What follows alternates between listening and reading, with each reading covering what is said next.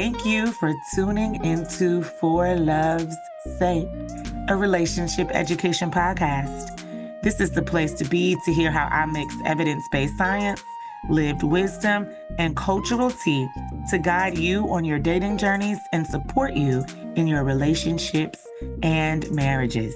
Hey, love bugs, it's Dr. J here, and welcome to today's show. Today is a conversational episode between myself and my husband. Join us as we discuss the role of a husband, at least as my husband sees it, along with interrogating if men are naturally wired to, quote unquote, provide and protect. We're here to give you food for thought and invite you in on the conversation as you navigate your own dating and relationship journeys and your marriages and families.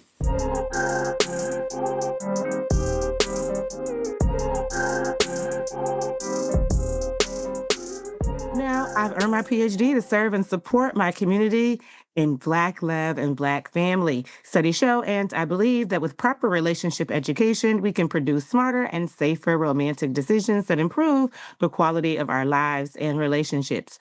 With my background in psychology, education, and relationship science, I'm here to guide you toward peace, purpose, and partnership, teaching the relational skills many were never taught, but need to invite and maintain healthy relationships that are part of my three-stranded cord: satisfying, sustaining, and stable. Because why, y'all?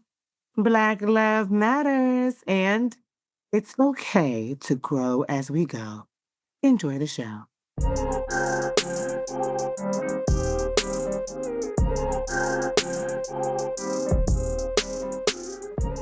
Hey, Jeremiah. Hey, Joyce.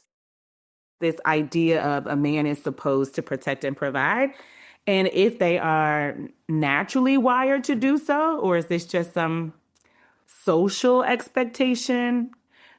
The male part of our species is wired to be the risk taker, and not just risks that are self-destructive, but heroic risks, right? It takes risk is required to be courageous, Sure. and to be a hero in certain ways. So your firefighters and your military folks, right? So there is a pretty straight line when it comes to these type of natural phenomena that suggests men are more wired to be the heroes, to be the one to quite literally protect in a vulnerable situation, to withstand the rigors of when we were in a time of very significant labor work, which isn't only in maybe in this last generation, right? The last 40 years where we've kind of systematically torn down, or not torn down, gotten rid of the necessity for human hands to do hard labor, right? When you talk about losing uh, um, losing jobs in, like, what do you call them? Warehouses and things like that. Those were the people that were largely expected to do that, right? Men, right? Because they had the physical capacity to do that. And so I think there's a component there. Okay. I'm quite certain there's a social component as well, whether it's in literature or, the same echo chamber of folks talking about the same expectations being passed down through generations, where your mama or your daddy tells you this is how you should show up as a man or a woman. Those things are there. Apologies.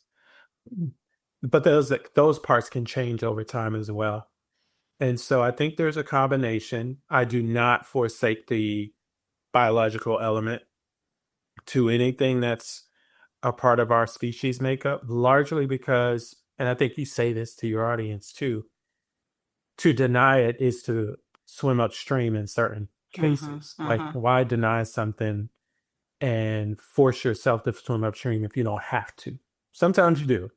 But if you deny the reality of something, you're just putting yourself behind the eight ball for no reason. So I'm not going to deny that there's a nature to it that is probably best positioned in an, quote, optimal sense for the man to take on. But the the world be what it be, and you gotta make lemon out of lemonade sometime, and it can't be always the perfect scenario. You operate in many spaces where you are working with or talking to people who are married, largely men, but sometimes couples.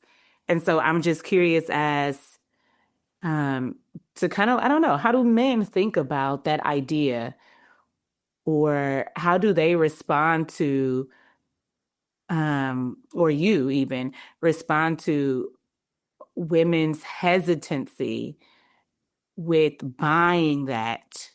Maybe not again from a biological perspective, but from an interpersonal one, and questioning like, well, do men even bring value there in terms of me thinking about a partner or choosing a person to have a baby with? I can speak to the experience that I have Mm-hmm. with the men that I am surrounded by. Sure. I would emphatically say Black men both have the capacity and the desire. I have, I'm one of 18 line brothers. Mm-hmm. Of the 18 of us, I'm doing it off the top of my head. I could be wrong. 15 or 16 of us are married. Mm-hmm. These are all Black men. Mm-hmm. I have a group of Black men that I've cultivated as a brotherhood in the DC area for a number of years. And I have female friends and female family members who have frequently asked, well, if you got this group, put me on this body. Of course. And it's actually hard for me to do so because all of those men are largely taken. They are largely in a marriage, right? And so I see, and this is a very large group, right? I see it materialize in my own life every day. I have uncles. Mm-hmm. All of them are married, Mm-hmm. right? And so I see it in my world. I know that that's not everyone's world. I'm not naive. But if the question is there a capacity in Black men and a willingness and a desire, I would emphatically say yes. How widespread that is, I would even argue the men that don't exercise it have the desire, but they're probably just playing games. I don't think this is a matter of capacity. I actually don't think this is a matter of capacity for many Black men. There might be some, and there very likely are many that just aren't ready Mm-hmm. Mm-hmm. in terms of they have not built the skill set to do so. Yes, yes. I think there's a whole different class, and this is where kind of warped societal constructs have created an imbalance where there are many men that I would say are ready, have the capacity, but just lollygagging because of the imbalance in options in the world that Using that to their advantage. yeah. Yeah, okay. I've had those conversations like, bruh, just like you just do it. And they're like, yeah, I want to, but they don't feel pressured to do it right now, right? And it's just a really different society that we live in. And so if the only experience as a woman you've had in the last 30 to 40 years of life, or the entirety of your 30 to 40 years of life have been in a generation where all of these imbalances have occurred, your world is going to seem like this is a situation. There is no class of men that's really about their life.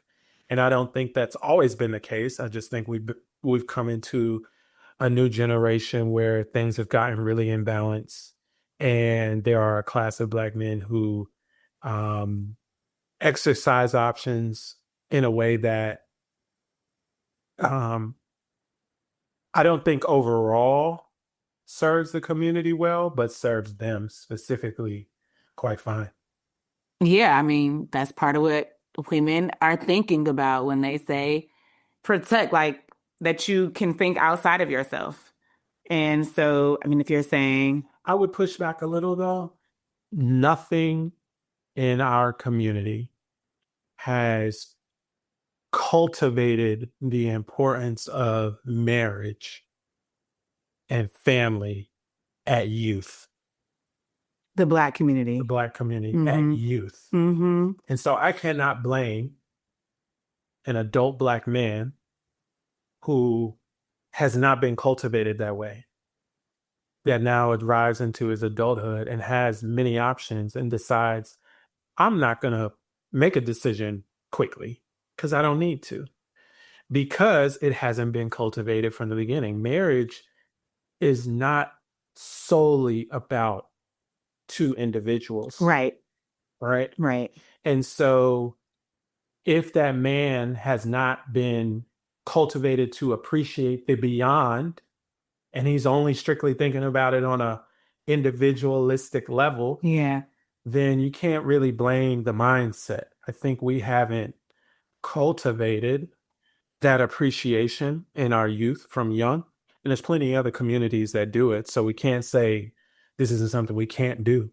Of course. But it's all a cascading effect of things that happened well before our millennial generation, right? Yeah. We all know why this is the case, why there's a imbalance of Black men versus Black women, why the family structure in our community has been broken in certain ways or poisoned in other ways Attacked. in a very intentional way. Yeah. So these things, I think, all have a compounding effect on a single individual. Now, how that individual chooses to use that knowledge to then make decisions for him or herself, but himself, is still their responsibility. And if they choose to use it in a way that hurts others, that's still on them. Yeah. But if their decision is simply to take their time because they can, you can't really blame them for that, in my opinion. And I bring that all back to the fact that I just don't think, my personal opinion is largely not a capacity issue. It sounds like maybe a desire one, though. You mentioned desire earlier as to say that maybe it's not even that, but what I'm hearing you talk out sounds like, well, I don't have to because I won't. So it doesn't sound like it's coming intrinsically out of desire. It's nothing is pushing me in that direction. Like there needs to be some outside force to push men in a certain direction. And without that, it's not there. So that sounds like they don't want to, like the desire is low. All right. That's a fair question. I would say it needs to be cultivated. I would say that there has to be an intentional effort to cultivate the appreciation at a community level, an appreciation for marriage and for family. The reason I say that is because I think the root desire for men is build legacy. I think that's the root. The root desire is to build legacy. I don't think men necessarily feel like they have to marry someone to achieve that goal. Sure, that's not necessarily required.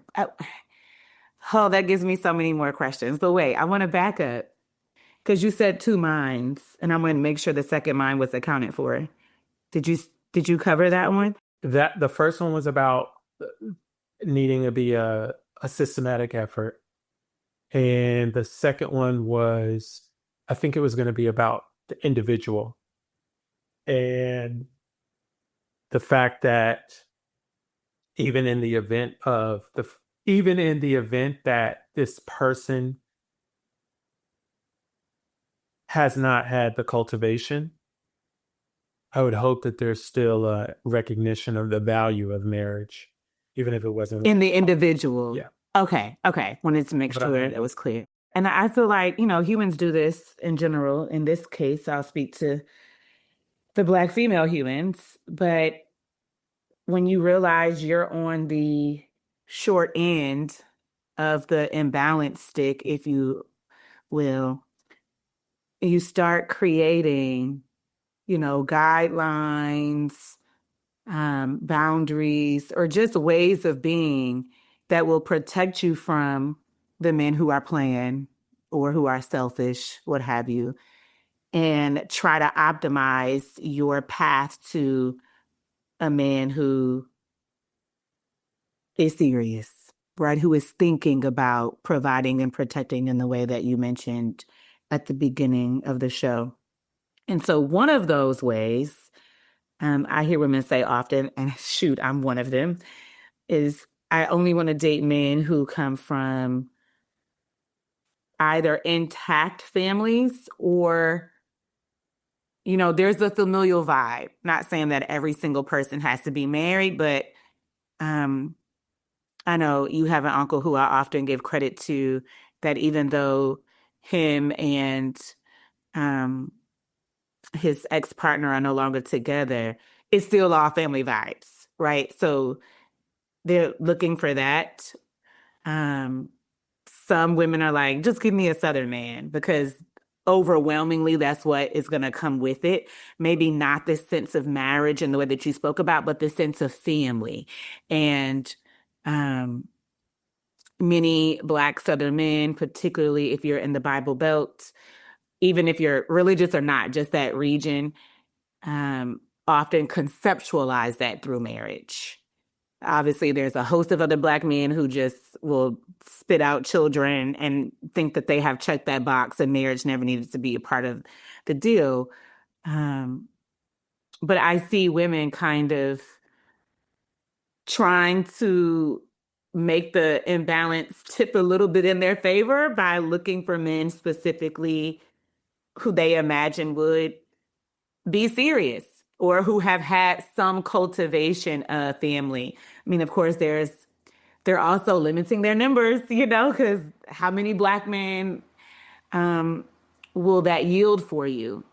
But if you're really trying to put that kind of man in your path and your purview, it kind of makes sense. Otherwise, you're kind of at random and it's like this guy could have the cultivation, he couldn't. He could be playing games, he couldn't. He could be selfish, he couldn't. What have you. Then you also mentioned legacy. And one of the things that I hear that women speak about often, and I have to say it kind of tracks in our community, is I'm not sure that Black men understand the difference between legacy and lineage. And that most of them mean lineage when they say that, meaning this need to have posterity, but not necessarily have the fortitude, the mind, the ability, the resources, the means, all of those things to actually build a legacy in the truest sense, right? And they're kind of like, whoa, I heard the legacy word, which right now could be a buzzword for a lot of women to be like, that man just trying to shoot babies in me. He might not have the intention or the heart to marry me, just wants to say, I got babies, in the planet or on the planet, if you will. So I would just love to hear you speak to that as a Black man. Are women doing themselves? I mean, is that a smart way to move? Like, well, find men who come from families. And are they wrong or misguided in really wanting to needle through what do you mean when you say legacy? Because that's not how it's tracking out in our community for real, for real.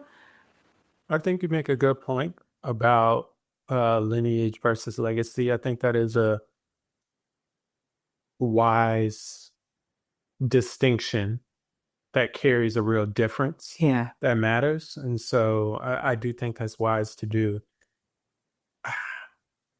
There are, I forget the whole analogy, but or metaphor, but you know how they talk about sick fish in water, and then they're always looking at the fish and Yes. never the water. Yes.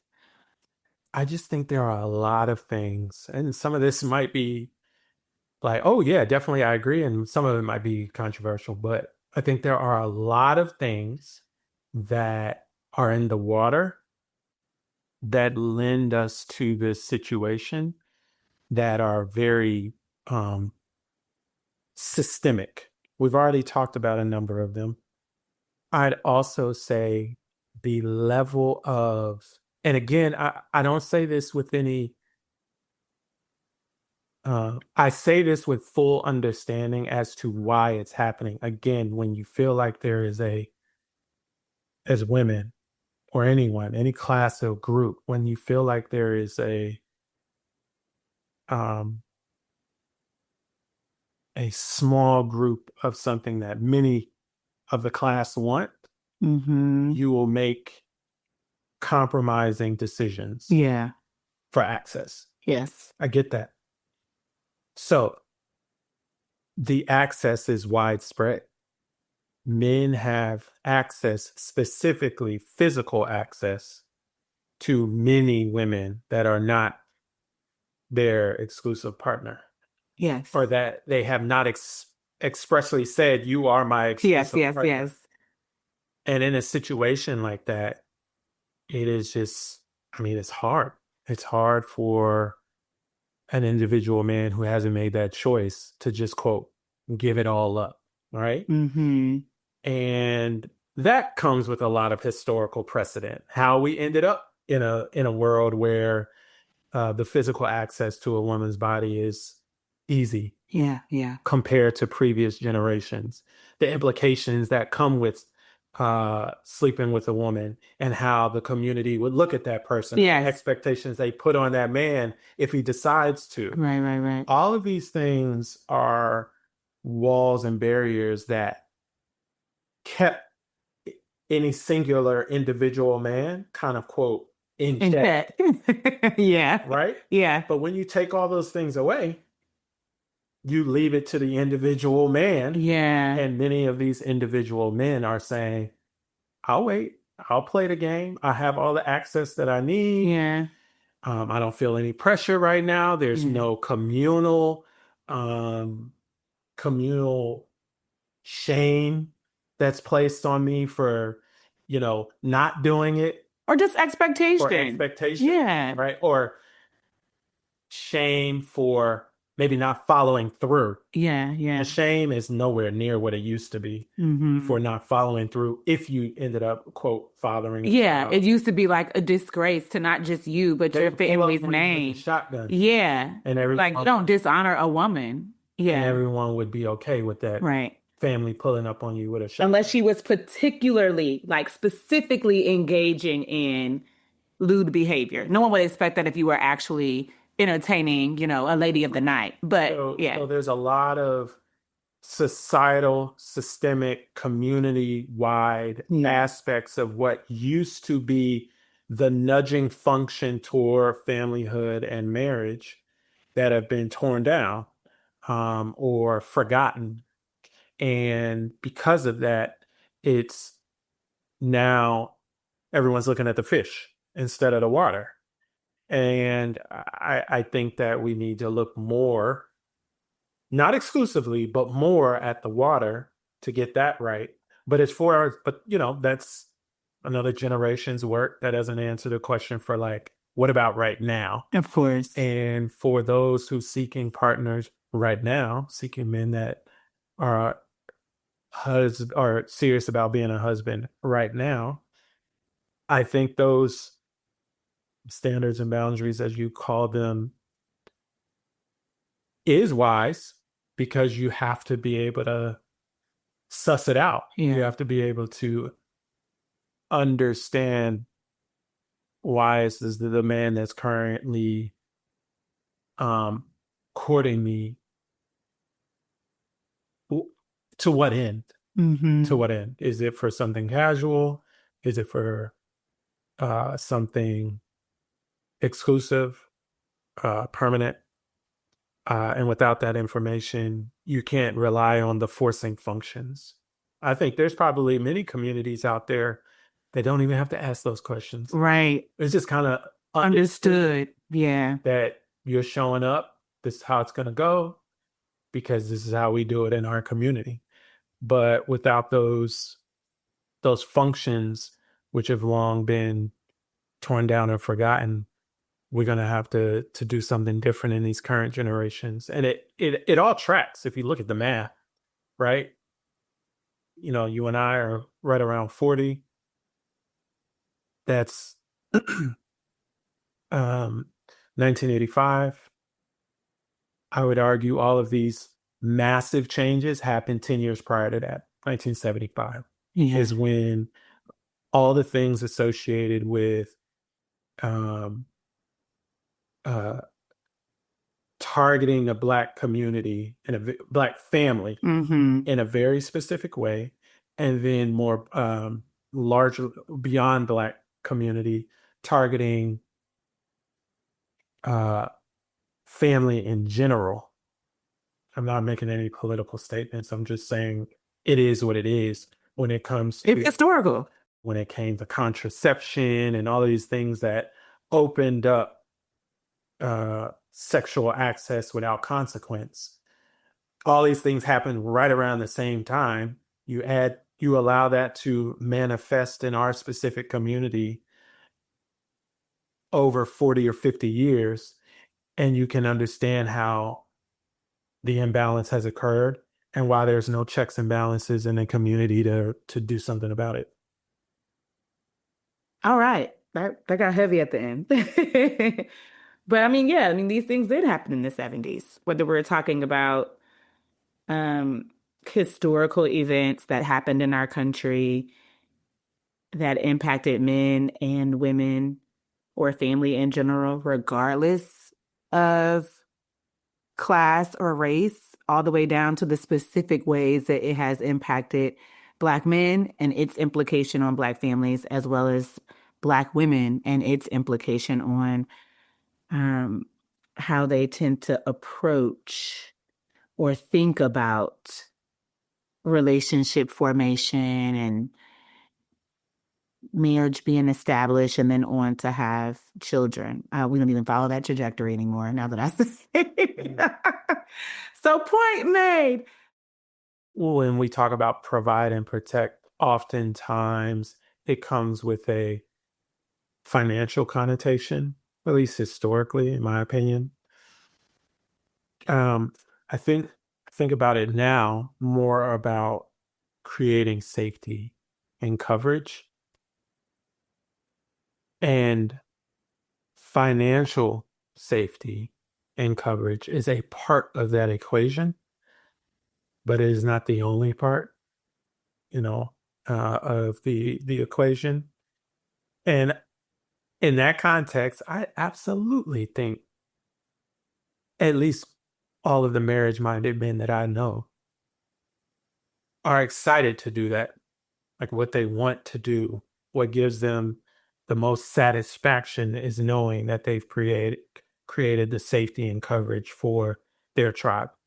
And the more of their tribe beyond their nuclear family they can do that for, the more satisfaction they get from the exercise. That includes financial, that includes physical safety, that includes the emotional and psychological safety that's necessary for their kids and for their wife. All of those things are components that I think lights a man up when he knows he's able to do that at the highest level that he envisions for his family. So emphatic yes. It's just a matter of creating the conditions for a man to activate that side of himself. Who has to create those conditions? The community. Not the woman herself as an individual. You can inspire it.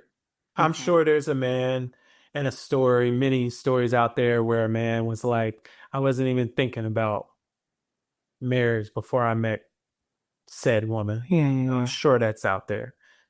I wouldn't bank on that, though. I wouldn't bank on that. I would look for the man who already had the mindset to want it. Now, maybe you met him and he's like, I want that eventually. And then it ends up right now. Now. Yeah. But like, he ain't had it in his mind at all, and something about you is going to change it, I wouldn't make that your first bet. Right. Go to the places and spaces where there's at least a mindset for it. If you got it, then good, take it. But And that's not how you should kind of like count your eggs. that's also that's not women more broadly. That's not the burden. I think there's their burden. I think there is everyone has a part to play. Everyone has a part to play.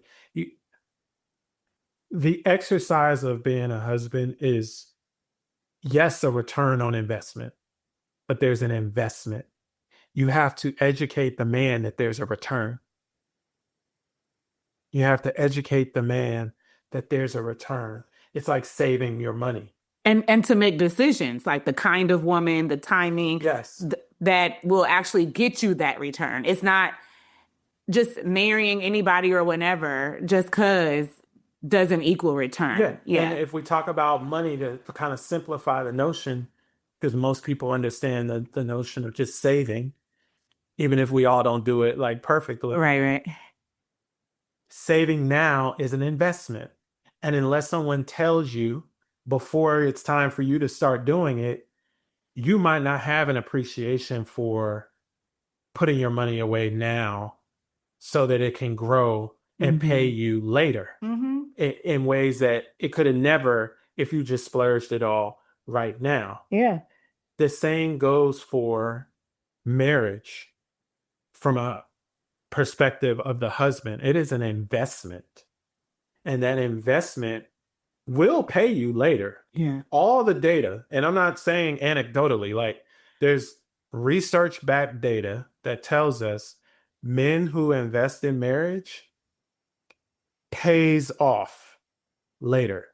But if you don't teach a man in the beginning about the investment and the return, you can't expect them to see just the investment part and think, it this being is worth my valuable. time. Right. You have to educate them about the return and why in the long term it'll pay off.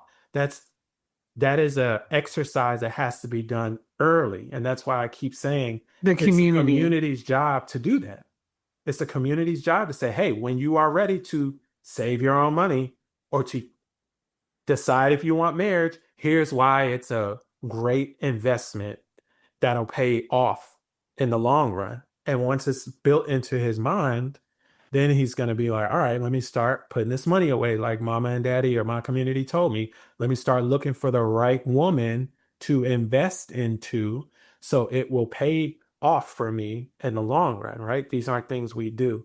And it's not a women as a whole's exclusive job. It's a community job. I think the only thing that's exclusive to women that is required for that to work is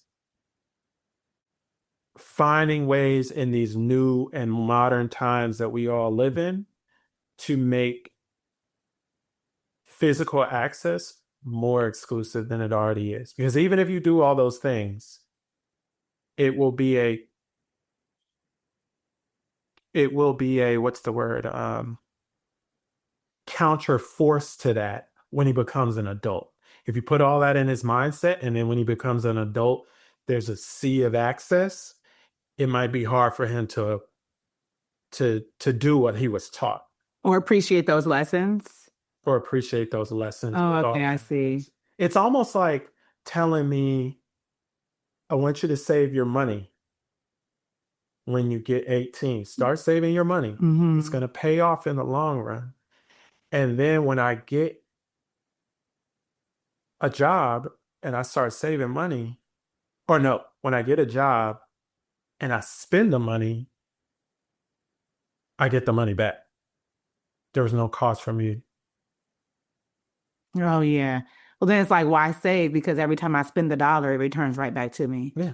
Okay, I see. I didn't lose out on anything. Yeah. Right. The access to the dollar right now is always there. It's like me being the treasury. If anyone knows fiscal and monetary policy, if I'm the treasury, not the treasury, if I'm the federal central bank, the reserve bank, and I can just print the dollars, why do I have to save? I could just print the dollar. Yeah, I see. So women can play a role in restricting physical access. You said something about making it exclusive, and I got a little lost Yeah, there. restricting is the right word. Okay, okay. Restricting is the right word. And again, we live in dramatically different times than our parents and our grandparents. And so reimagining what that looks like in these times, I don't have the right answer. Right. I'm just telling you what I know about a man's mindset. Yeah, that's what I asked you. You answered And me. if he can print the dollar whenever he wants, he don't need to save. Who does? Thank you so much. I enjoyed you. I enjoyed you as well. Those eyes.